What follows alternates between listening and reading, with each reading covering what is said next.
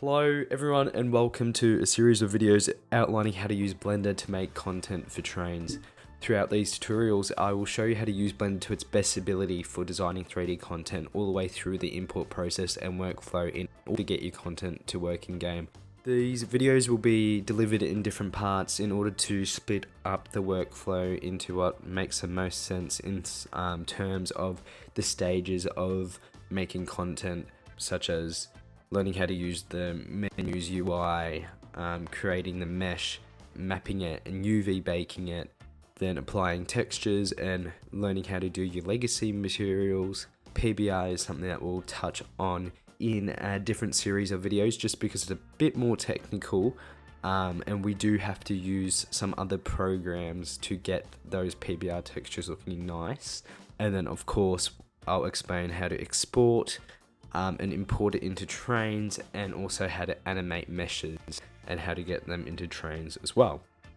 So here we have Blender 2.79b. This is what I'll be using through all of these tutorials. It is what makes the most sense for me in terms of usability and how easy it is to navigate around and find things, whereas the newer versions are quite sleek, a bit more cut back and not as well presented in my opinion when I have used them. As we look at it now, it is pretty much bare bones Blender. It is a little bit of a different color, it is darker just because I'm using a different theme. Those can be selected under your user preferences just here, and you go to your themes and then presets. I have mine under modern minimalist, and then my text or my font size in my interface is reduced, if I can find the setting for it, here, scale. So yeah, my scale, instead of it being 1, it's 0.97, which brings back down the font size to what is usually presented in stock Blender.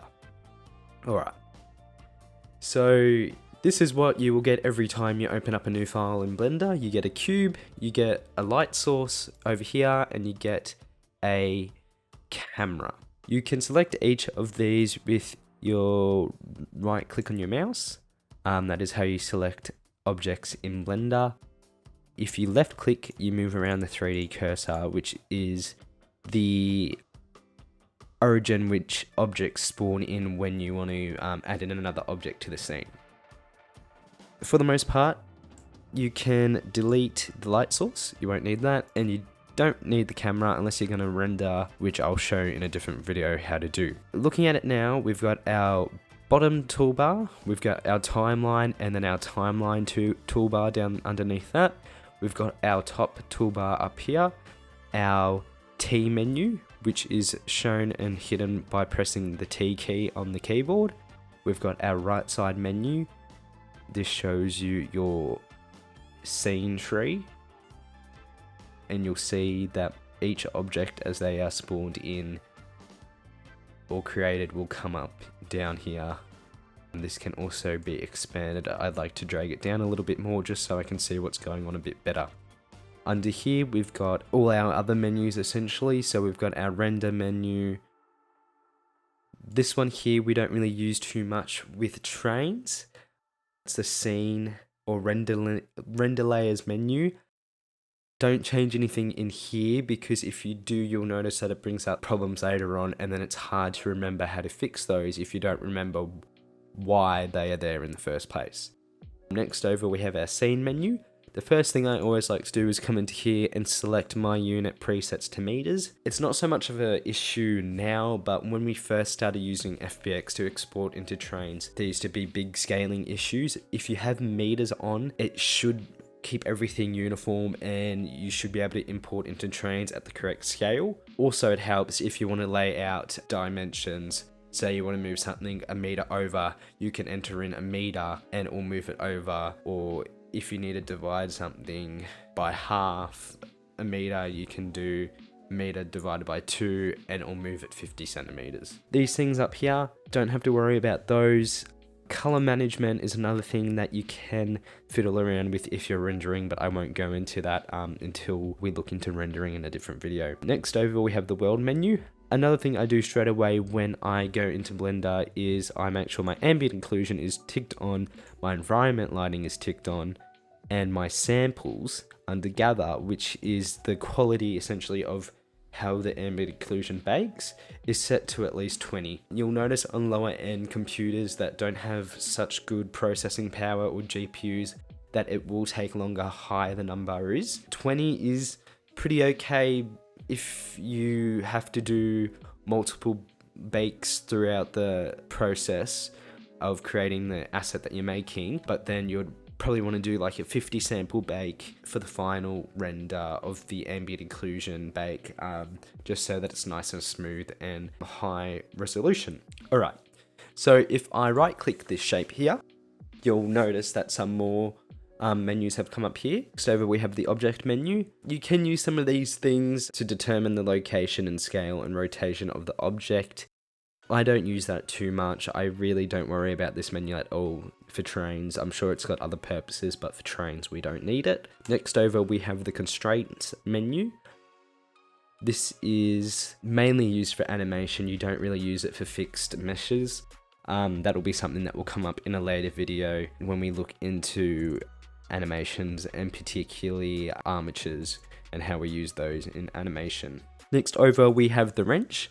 This is the modifier menu. We have many different modifiers in here.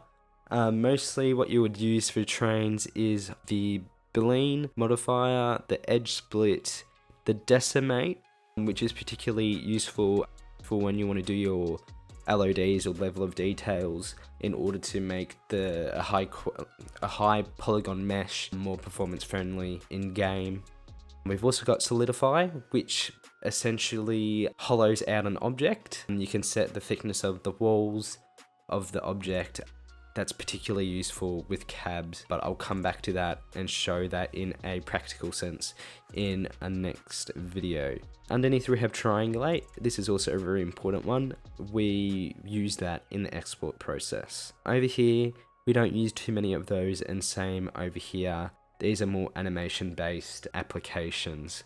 Another one that some people use is bevel. I don't use that too much, as I use the tool in the edit menu instead. Next over we've got the object data menu. You don't have to worry about this too much. The only thing I ever look at in here is the UV maps menu. This shows us how many maps are assigned to an object. We can only ever have one, because if you have more than one, when you import it into Trainz, you will get an error saying, off the top of my head, I think it's UV vectors are all identical on all coordinates. And there's some other ones saying there is more than one UV map assigned to this object and whatever else. Next over, we have the material menu. This is one of the ones you'll be using the absolute most. Essential that you understand how to use this, as it is required to import into Trainz, but because of its technicalities and how much I have to go into depth to explain each setting in here, I'll leave that later on when we look to our materials and textures. And then next over we have our texture menu, which I also will explain later on, as this is also very important. Over from that, we have the particle menu and the physics menu. We don't need those for Trainz, so we just won't worry about them. Alright, so I want to scroll down here in the render menu. We scroll down to bake, make sure this is set to ambient occlusion. You have different options that we can use. However, I don't ever really use these. I always use other programs to get these types of maps. So we'll just leave it on ambient occlusion and we won't worry about anything else. With ambient occlusion settings, make sure you tick normalized. This will make sure that it bakes based on the environment that it is around and not the material settings that are assigned to it. Because if you don't tick normalized and it uses the material settings, it will commonly make the texture or the texture appear darker when you bake it. Under here you've got clear and margin. Those are another two that you want to make sure you understand. Clear basically reverts the image back to black every time you bake it. I usually keep it off, but I will explain how we can use that effectively.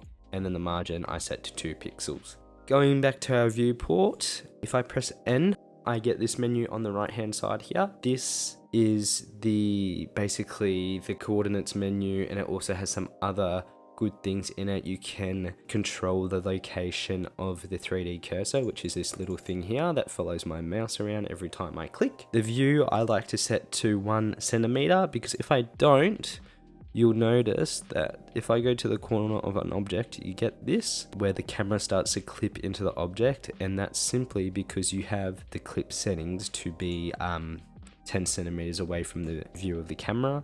I like to set these to 1 centimeter. It is a bit more effective. You still get the clipping, but it's not to the greatest extent. You will only notice it once you go inside the shape, which isn't too common. You can keep it on 1 kilometer. You can do it higher than that if you want to do some rendering. Other than that, don't worry about it. Going down, display, we don't have to worry about that. Shading, I like to turn on ambient occlusion. What that does is it makes the viewport a little bit more pleasant to look at, and it also defines the edges and vertices of an object. So if you see that I untick this, you lose that shading on the edges there. If I tick it, I get it back again, and I can clearly see, okay, this is where the shape is intersecting with the other shape. Going down, background images we're not going to worry about at the moment. I will explain that later in a different video. Transform orientations, also don't need to worry about that. And screencast keys is just a plug-in that I use so you can see what I'm clicking to bring up the different menus. Alright. On the left hand side here is our T menu. The T menu is where all our tools are kept. I don't really use these. I have most of the shortcuts memorized, which I will go over in a second, and you will notice that once you get more used to Blender and how the workflow works and what different tools are assigned to whatever keys, you will pick up the shortcuts really easily. On the left here we have translate, rotate and scale. Translate is activated by the G key, and this allows you to move the shape around. It's based on the Z, X and Y axes, and you'll see that if I press Z, it'll lock the movement to the global Z axis, which is up and down. If I press X, it'll lock it to side, and if I press Y, it'll lock it from forwards and backwards. Down further we have duplicate. That's pretty much similar to Control C to copy the object and Control V to paste the object. And then these ones we don't worry about, as I will show you how to bring them up in a different menu. Create. The create section is where you import all your shapes into the scene. Usually everything you make starts off as a cube. You can also bring things in as cylinders. You'll see that it starts over here where my origin is. If I move it over here, the next one will spawn where it is respectively again. When I do spawn it in, you'll see that I have options that come up here on the side. These control the shape of the cylinder. Vertices determines the segments of the cylindrical object. If I decrease them, it will decrease the resolution of the circle. If I increase it, it will increase the resolution of the circle. But we do have to keep in mind that if I do increase it, it directly impacts how many polys are present in the mesh. And you want to keep an eye on that, because how many polys you have in the mesh will determine how the mesh affects performance in game. A standard for cylindrical objects is probably about, depending on the size, if it's small, if it's like a small handlebar or something like that, you'll probably do around 12 or 16. If it's something bigger like an engine boiler or smoke box, you'll go up to 32 or 64. Next down we have the radius. This affects the width of the cylinder. If I put it to 50 centimeters, it'll be 50 centimeters wide in Blender, and when you import it in game, it'll be 50 centimeters in game. That's how you keep your scaling accurate. You want to use dimensions as you would in real life. That's why you particularly want to have diagrams of the thing you're making, so you can make it to scale and know that it's going to be in scale relative to other objects when you move it in game. Depth is the height of the object. If I put it up, it increases in height. If I put it down, it thins out. You can also change the dimensions of an object over here. You'll see dimensions here. We can put the height up. We can make it wider like that, or we can enter in a specific measurement. Say it's something that's meant to be 1.5 meters. We can do 1.5 meter. We can do 150 centimeters. We can do 1500 millimeters, and it will automatically convert it for you because we are using the meters units. You can also change the dimensions of an object using the scale tool, which is up here or is selectable using S. If you press Z, it will lock it to the Z axis, X to the X axis, and Y to the Y axis. And you will see that if I don't lock it to any axes, it will increase its size in uniform. Next, we also have other objects on the side here that we can select. Planes are one-sided polygons. Well, not polygons, they are essentially 2 polygons, because a polygon is anything with 3 sides. So if I just do this quickly,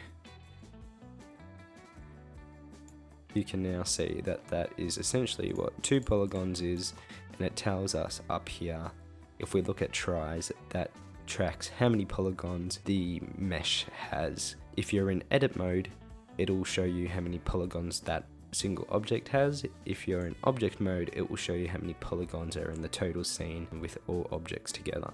Next down, we have our lamps. We don't have to worry about those. And we also have some empties, armatures, and other things down here. You only ever really use empties and armatures in Trainz. Next down we have relations. We don't have to worry about that. Animation we'll look into later on. Physics and grease pencil also not important. Down here on the toolbar we've got various different options yet again. These we don't have to worry about too much because we will learn how to use them via their shortcuts. View is essentially just the way you look at something. It can use it to change the size of the window of the program. Select controls your select settings. Add allows you to add in different objects to the scene, and then object is a whole bunch of different tools to manipulate objects. Next over we have object mode. You'll see that if I select an object and I click this, it brings up all the different modes that I can use to manipulate the object. If I go into edit mode, this allows me to control the mesh data of the object. You'll see over here that I've got my different ways that I can select the parts of the mesh. On the left hand side here with the little point, we've got the vertice selection mode. On the middle we have the edge select mode, and on the right hand side we've got the face select mode. Next from that we have limit selection to visible. This basically just lets you see through the object to see all parts of it, and then you can select parts of the object without being constricted by what's in front. So if I turn that back on, you'll see that I can't select that vertice now, unless I turn the viewport around by using the scroll button on the mouse wheel. We've also got our snap settings. I like to keep this on vertex. It is able to be turned on and off by using Shift Tab or clicking this button. So you'll see if I press Shift Tab, it'll bring that magnet up, and then when I move something around and the circle comes up, that's telling me that I'm snapping the object to that vertice. That's particularly helpful if you want to meet 2 vertices with each other like this. All you have to do is go into translate by pressing G, and then you can move around and just highlight without clicking. Just move your mouse over the vertice of another object, and then when you want to finalize that movement, you just click and then it will move it there. Next over, these things here we don't have to worry about too much. They're not too important when we're creating content in Trainz. This button here shows our different views. We've got solid, material, textured, rendered, wireframe, and bounding box.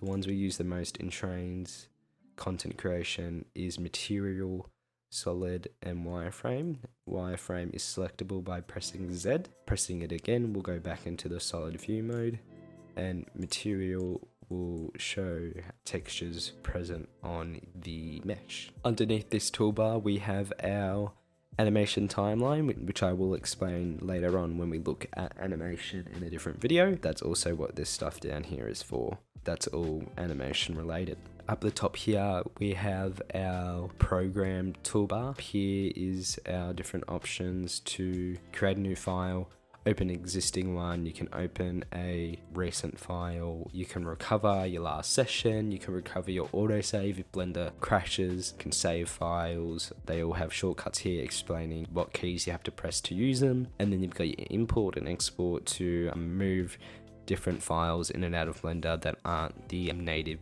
.blend file format that Blender uses. Render is just a shortcut relative to these settings over here. That's just used to render a photo or video. Next over we got window, we don't have to worry about that, and help, you don't have to worry about that too much either. Over here we've got our different screen layout presets. What we use the most in Blender for Trainz is animation, default, which is the one we're in now, and UV editing, which you use when you are mapping, and UV baking, which I will show in another video. This is your scene settings. If you have multiple scenes, you can use that to flick between them.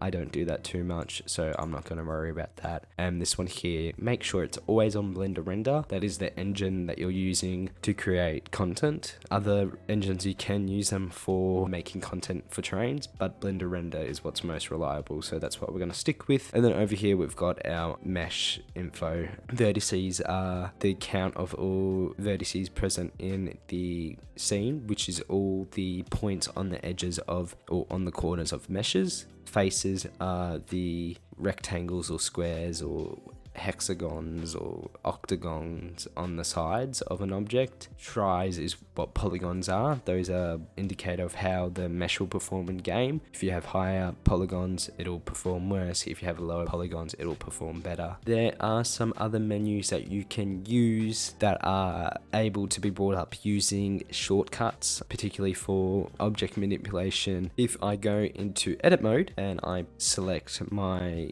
mesh data, you can either select these individually by right clicking them, or you can press A, which will highlight all mesh data for that object in the scene. If I press W, this brings up the specials menu.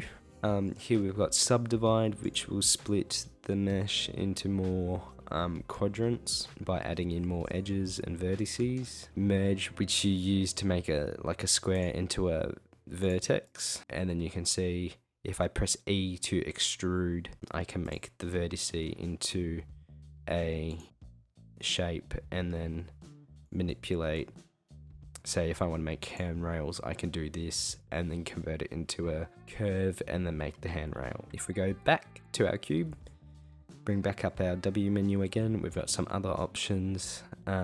Hide, reveal, select inverse, don't need to worry too much about those. Flip normals is something that you maybe want to know what that does. Basically, sometimes you'll end up with faces that are like this, that are a different color to the rest of the mesh. What this does is it changes the way the mesh can be viewed. So if it's like this where it is a different color, and if I change my transform orientation to normal, you'll see that the Z axis is facing away into the cube, which means we're looking at the back side of the face, which means we won't see it when it's in game. So to explain this in a bit of more of a practical sense, if I come down here and I turn on back face culling, you'll see that it goes invisible, and now I can see through the whole mesh because we're looking at the back of the face.